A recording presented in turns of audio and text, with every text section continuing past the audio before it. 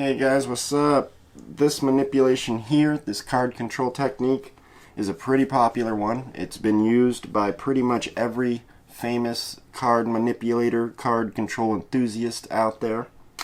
And I'm going to show you how to do it today. But before I do, if you're new here or you haven't subscribed yet, go down there, press that subscribe button, hit the little bell next to it so you get instantly notified whenever I upload a new video. And let's get right into it. This one is losing the 4 aces in the pack.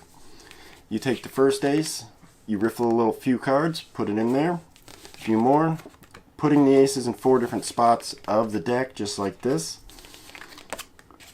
And then square them up, give the deck a cut and a shuffle, just like this, losing the 4 aces in the pack. But what really has happened is we have controlled the 4 aces straight back to the top just that quickly. So let me show you how it's done. This is how this is done, starting off with 4 aces.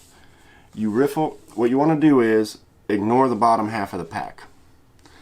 You don't use the bottom half of the pack in this technique.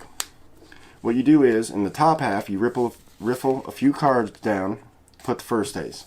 A few more, put the first ace, or second ace, a few more, third ace, and a few more, fourth ace.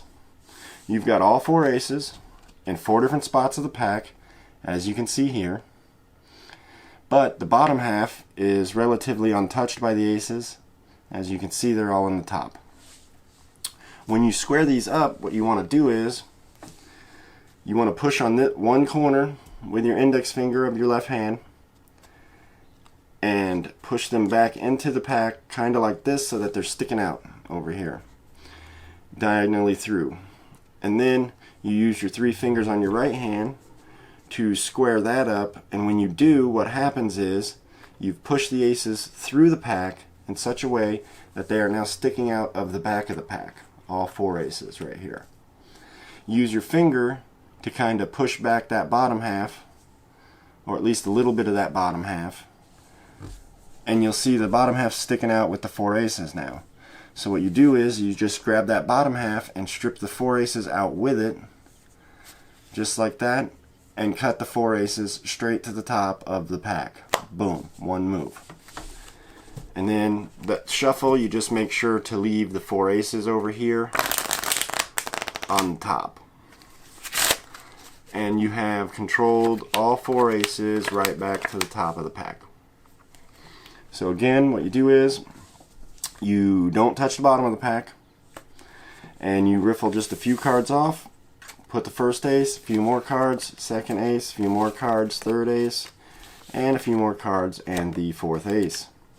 This leaves all 4 aces protruding from the pack, from different spots in the deck, in the top half of the deck.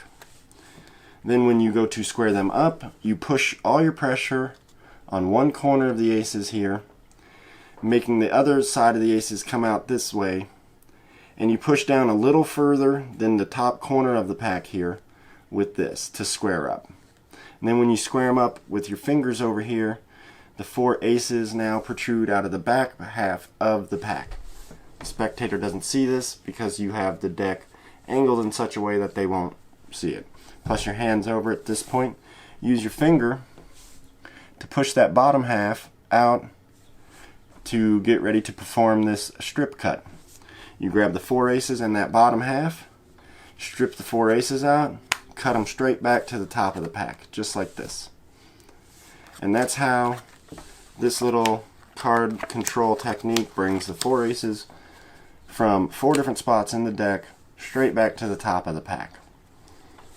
A little bit more, a little bit more, a little bit more, leaving the bottom alone, and then you just square them up kind of like that, real quick like, and you have the 4 aces sticking out the back.